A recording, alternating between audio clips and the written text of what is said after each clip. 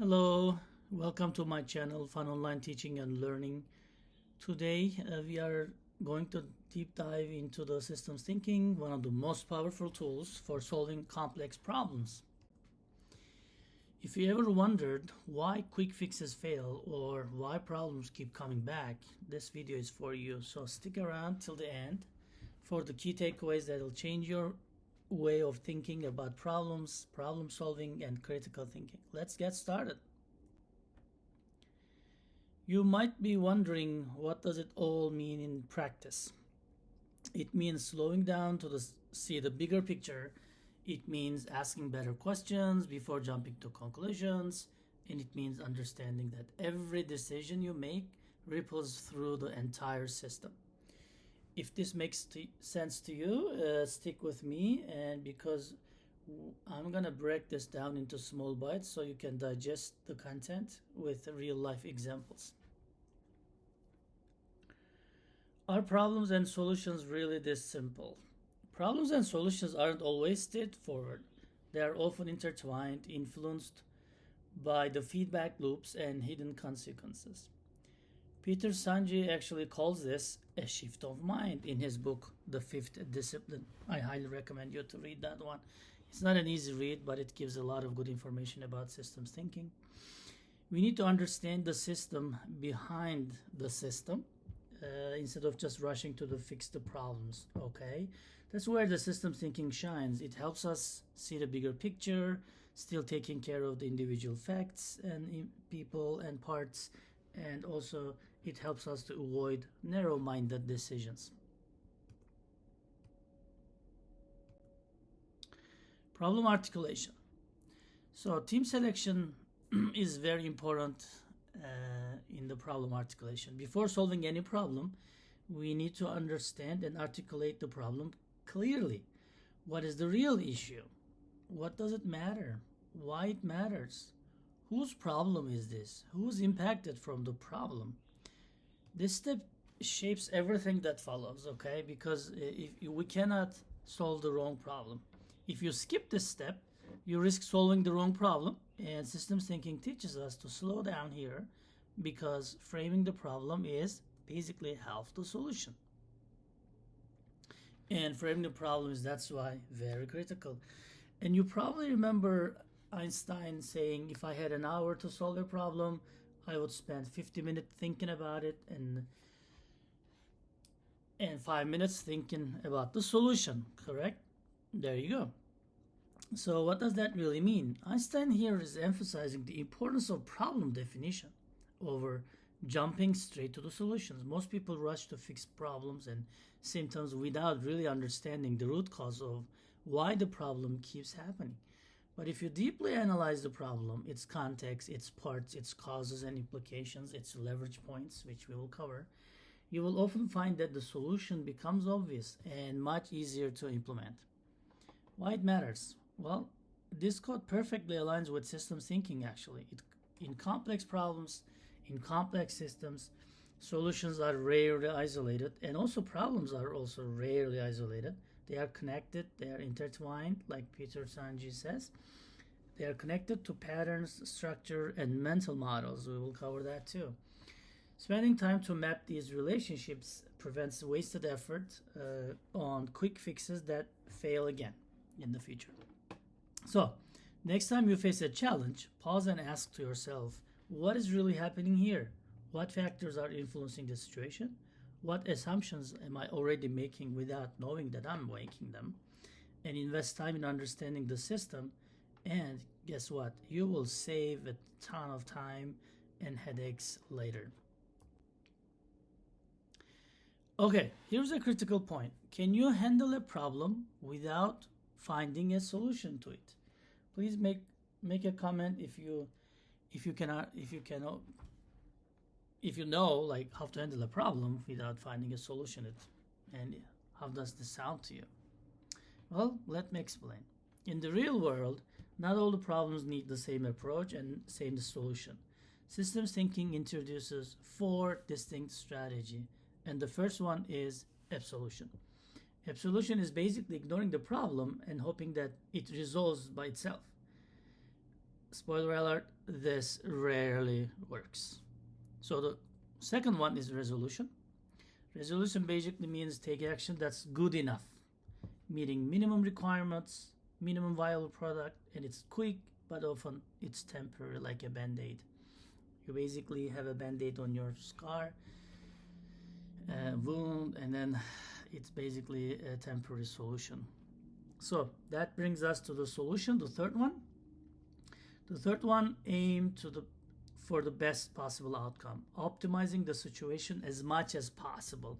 This is where most people stop because it's a little bit harder, right? This is basically most professions are trained for. So you are all trained for the best possible outcome and best possible solution. But there's only one more, this solution. What is this solution? Basically, this solution is actually my favorite, the systems thinker's favorite. Instead of fixing the problem, you redesign the environment so the problem disappears entirely and never comes back. It's transformative because it changes the system, not just the symptom. So which approach do you use most often? Drop your thoughts in the comment section and please follow me for the next video, because next we will explore why this solution is an ultimate game changer.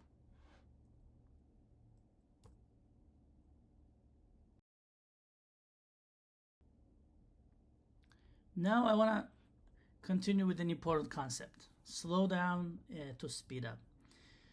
Here's a counterintuitive truth. Sometimes you need to slow down to speed up. Rushing into solutions often creates more problems. Taking time to understand the system saves a lot of time and resources later.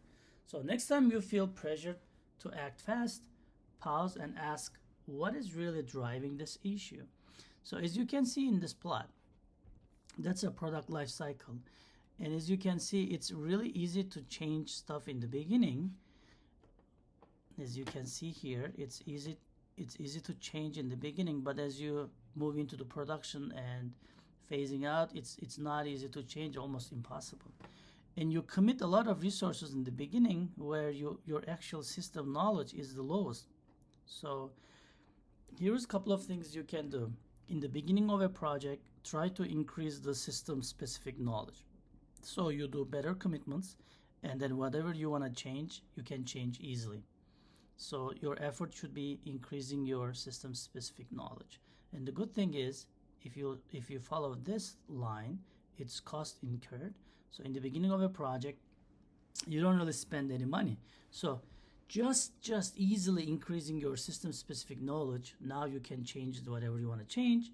You can commit to the right things in the beginning, and then while you're really not spending much money. Okay, so please comment below what do you think about this plot. Okay, so next we're gonna cover iceberg model. So system structure is always actually the most important system behavior comes from the system structure. Here's the key: if you only look at the events, you will miss the deeper forces at play. The iceberg model reminds us to dig below the surface to pattern, structure, and mental models. That's where real leverage comes in. And then here's the iceberg model used in systems thinking. The things that are visible to you are just events, and that's basically what you see, what you feel, what you hear, and that's what's happening. But under the iceberg, where under the surface and under the water, there are patterns and trends, which are what has been happening over time. That answers the question, what's happening over time. And then even those patterns has underlying structures. So this structures basically answers the questions, if you can find them, what is influencing that behavior or trend. And these are all hidden, right? So what is visible is the events, what's hidden is patterns, underlying structure, and the mental model. So what is mental model, which is the deepest one? It's the underlying culture and beliefs that fuel the structure, that influence the patterns, that makes the events observable. So how can you change the mental model? That's the real deal here. For example, Let's say your sales are down, right? What is your first instinct as a company owner? Well, you want to fire the sales manager, right? Wait. Systems thinking says, hold on, maybe the real issue isn't the person, but the structure. Could it be the production capacity? Could it be the pricing strategy? Is it the market dynamics? When we blame individuals, we ignore the system that shapes their behavior. Their behavior is not happening in vacuum. So before making a drastic move, ask what is the underlying structure driving these costs? Systems thinking helps us see beyond systems to root causes, and that's where the real solution starts for your company. So, how much to blame Salesforce if the sales are down? Okay, there may be problems with the capacity, with the production, with the pricing, with the quality engineering, and all of this stuff.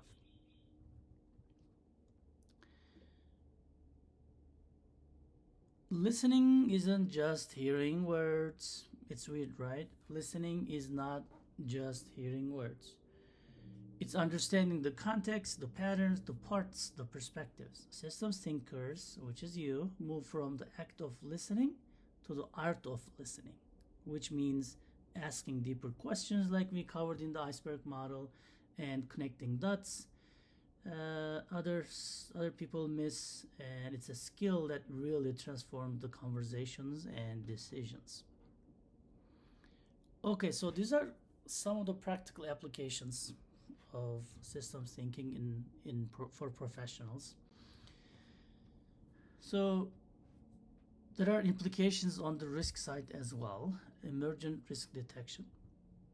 So risks don't always come from individual parts, right? They often emerge from interactions between components, and that's why the systems thinking is critical for risk management. It helps us really spot these hidden risks before they cascade into bigger failures, and we're going to cover those in the upcoming minutes. So from a practical perspective in the systems, you need to understand the leverage points. You want to identify your leverage point because they are the secret weapons of systems thinking. They are the places in a system where a small change can create a big impact. And I'm going to give you one example in a minute. Instead of quick fixes that fail later, we look for interventions that transform the entire system. Later, I'll share an example of leverage point you can use in your work. For example, so this is from Stephen Covey's book. System is in equilibrium, and then it's balanced, right? But there are things that really, let's say this is your time and the work available, and then number two is now you have more tasks, more work to do, and you still have the same time available, right? So how can you fix that problem? Well, you should be able to see the leverage point here. So please comment down below. What do you think? How can you balance this equilibrium, bring this system to equilibrium again? So what I think we can do, just reject some of the work or delegate some of it so that number two box gets a little bit shorter. What you can do is from number one, which is your time available, you can steal some time from your family time, from your resting time, from your weekend, and try to increase that box so it comes to equilibrium, right? Or here's an interesting thing that you can do. You can just leverage point and bring that support point to the right a little bit, so you can bring the system back to equilibrium again. So always try to see what can you do for systems and what can be some leverage points that others miss. So let's move into RCA. So RCA is root cause analysis. So cause and effect in systems is often distant in time and space. That's why root cause analysis can be tricky sometimes. The action you take today might not show results for months or might create unintended consequences later. Systems thinking help us map these connections so we can make smarter decisions. So root cause analysis seems easy on the surface, but it's not really easy when you first of all, to understand the causes, and then how can you fix those. Okay, because some of the solutions might not become apparent after a few months. Another tool in the systems thinking toolkit is feedback loops. So there are basically two feedback loops, reinforcing loop and then balancing loop. So you can use this feedback loop and analyze them for the unintended consequences. Okay, reinforcing loop leads to instability, and it gives an exponential growth, where the balancing loop basically produces the stability, and it's also a self-correcting system. So reinforcing loop can increase and escalate the risk. Balancing loops can mitigate and reduce the risk from that point. So systemic risks are the ones that spread like dominoes falling. Okay, one failure triggers another, and then soon the entire system is in trouble. Systems thinking helps us identify these cascading risks before they spiral out of the control. It's a must-have skill for everyone managing complex projects. We have to identify the systemic risks that's occurring and repeating, and also cascading failures in the system as well. I can't really go into the details of every tool. I'm gonna just hint here, but please comment below if you really like any of them.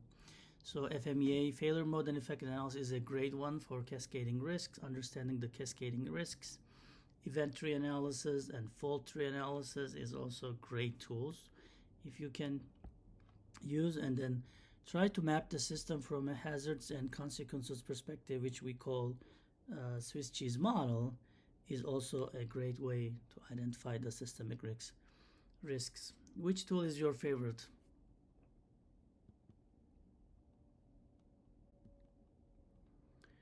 Okay, well, understanding the system is also a big effort that we need to know. Do you really know your entire system? Most people don't. They don't know their ecosystem, they don't know their system of systems, and they don't know their related systems. They know only their department, their team, but not the full picture. Systems mapping is a powerful tool to visualize the connections and dependencies and parts. It's like turning on the lights in a dark room. You see what is really there. So you gotta use systems mapping. And one thing I'm gonna show you is the org chart, the organizational chart. So normally an organizational chart looks like this, right? This is actually without mapping the system, right? So do you really think that the company is structured as such? No, this is missing a lot of stuff. And what is it missing? Well, actually org chart is like this. Some people in the company hates each other. Some people play golf together. Some people are jealous from each other. Some people are kids at the same school. Okay, so it's really not like this. The org chart is like this. What you're managing, what you're trying to lead, is not this. The system actually is like that. So if you can understand these relationships, parts, and objectives, then you can lead this company more effectively. Okay, another tool in systems thinking: perspective, viewpoint, and context, PVC. So perspective, viewpoint, and context, just 3 words, but it changes really the game. Before making a decision, ask yourself, what is my perspective? What is my viewpoint? And what is the context here? If you are solving a problem, you can also ask this to yourself, like, what perspective am I trying to solve this problem? What is my viewpoint? What is the viewpoint that I need to take on? What is the context that I'm operating and trying to create a solution space in this? So systems thinking reminds us that the same problem looks different from different angles. And that's where better solutions come from, actually. If you look at this, I like this cartoon. So the man on the little island says, "Oh, there's a boat, I'm rescued," and the person in the boat says, "Oh, there's a land, I'm rescued," right? So perspective really, really matters. And just another example, let me give you another example too. Some people says the glass is half empty, some says half full. So it's basically the same glass, but some sees the water, some sees the empty spot. In your teams, you need both people. So some people needs to be pessimistic, some people needs to be optimistic. So you don't want to have all pessimistic people or all optimistic people. So another example is I really like that one, 66.99. So who is correct in this case? No one. So they're both correct, and we don't need to judge if they are being correct or not. That's just their experiences from where they stand, from their perspective. The person on the left sees it as 66, and the person on the left says 99. So you have to think, if you can think in systems, you have to see if the people are right, if the people are conveying what they see, and we don't have to judge, and we don't have to write solution or yes, a preset solution as well. We have to explore why they are doing what they are doing. So we also need to understand that we have filters. Okay, so we should anticipate the limits and constraints and focus on removing them instead of pushing them harder. For example, if we have a policy, if we are reading a policy in the company, there are different layers that understanding this policy really goes through. For example, people have different cognitive limitations. We read the same thing, just like the 66.99 example, right? But we understand it differently because of the cognitive limitations of individuals. And individuals have different operating goals, rewards, and incentive, and different cultures and companies have different operating goals and rewards and incentives, how they motivate the people. So even though we read the same thing, we will understand it differently. And also communication system of a company is important too, how they convey the information, how they gather the information, how they present the information. What are the systems and underlying infrastructure to communicate? So these are also distorting the facts that we are reading on paper or seeing, right? And what is the structure of organization? What is the geography? Okay, if we are in different cultures, different traditions, different religions, then this will be a really different understanding, because we all relay everything and anchor everything to our mental models.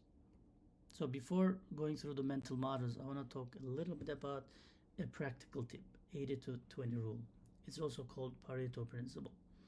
So the focus on the 20% that drives 80% of the results, people, processes, and products. So as a system thinker, you need to decide what matters most, and you should act on it. Systems thinking will help you identify those leverage points so you can make the biggest impact with the least effort.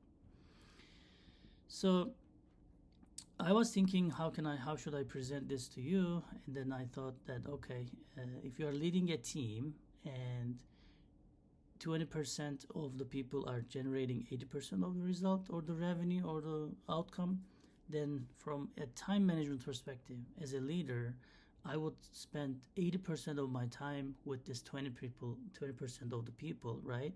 And 20% of my time to 80% of the people, which is not generating the results. So for example, you have to find to yourself these kind of practical applications, how you can use this Pareto principle, which is from a time management perspective. That's just one example from me. This brings me to mental models. They are basically the lenses through which we see the world. They shape our decisions, often without even us realizing it. Systems thinking challenges us to examine these models and improve them. Because when your mental model changes, everything you see and hear changes. For example, so these two pilots are thinking, why is the ship is on the cloud?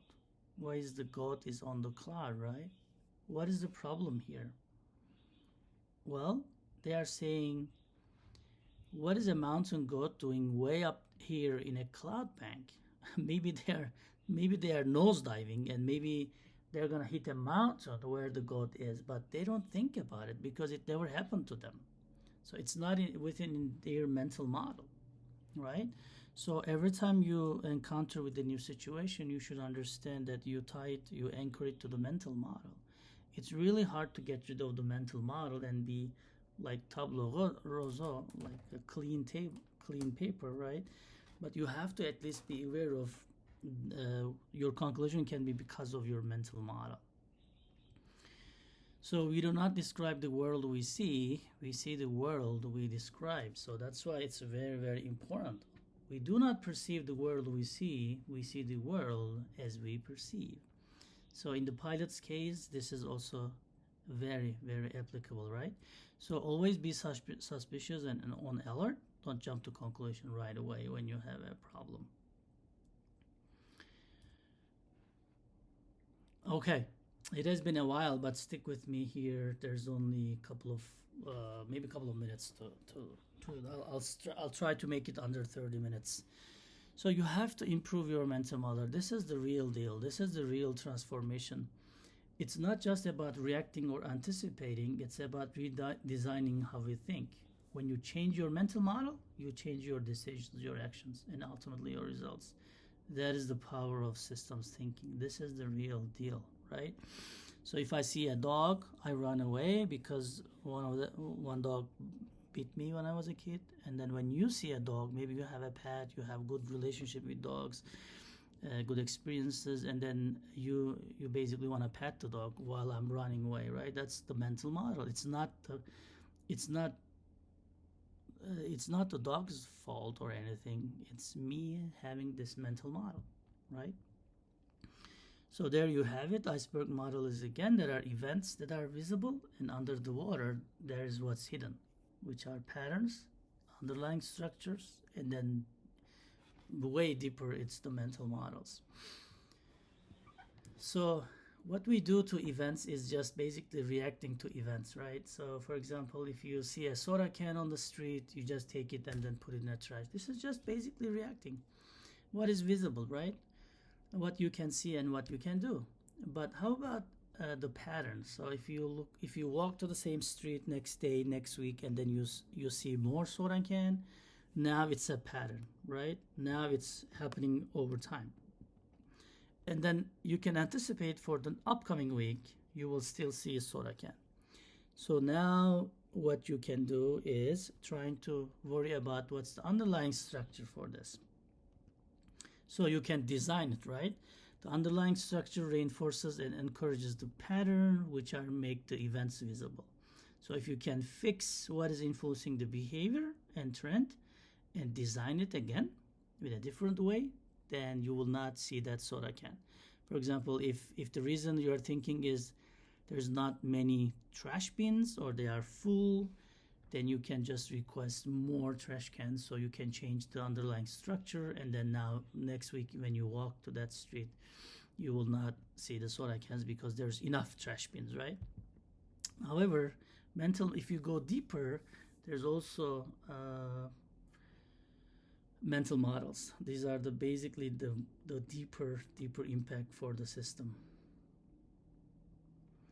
So for example, if you somehow transform how I think about dogs and make me forget what I lived in when I was a kid, when the dog bit me, then basically I will also pet the dog. See what I mean? So mental model is the real deal. That's the most difficult thing to do for humans because it's more to psychology, it's educational, and people need to be willing to do that because it's about beliefs and cultures, which is we're having hard time to willing to change. Let me give you an example. What is this? Comment below what you see here. And also, what do you see here? Well, actually, probably you said the first one is heart, the second one is star. But Google heart and then see if the heart looking like something like that. Or Google star and then see if the stars look like that. So that's not really heart. That's not a star. That's not even close. So because we all believe that this is heart and we are taught that this is heart and that one is star, Everywhere we see these symbols, basically that they're just symbols, we always say or think that this is heart and the other one's star. Okay, that's because of our mental models. So you have 10 seconds to comment who or what is this. And I'm not going to give you an answer. Some of you will be able to nail this down because of your mental model. So I'm going to wait 10 seconds. Okay, you got that down. Let's try this one. Who or what is this? Go ahead and comment. Okay, if you nail it down or not, or you have no idea, that's because of your mental model. Okay, so I have 1 minute. Let's go over the takeaways. Here are the big takeaways. Leave linear thinking behind. Okay, see everything as a system and map the system. Be aware of perspectives, mental models. Slow down to speed up, like in the plot I explained. Don't waste energy reacting the events. Try to focus on what is under that and what's the underlying structure and to mental models. Instead of reacting, transform the system. And you know what? Apply these principles and you will see a real change. Work on your mental models. This is the real deal. Okay, knowing is not just enough, okay? You have to apply these tools. So these are the practical applications of systems thinking that you can use in your professional and personal life. Change your mindset. Embrace an open mindset. And most importantly, please, please, please start today. And thank you for watching. If you found this helpful, please gently hit the like button and then subscribe and share this video with your friends and loved ones who needs to think differently. And I'll see you in the next video.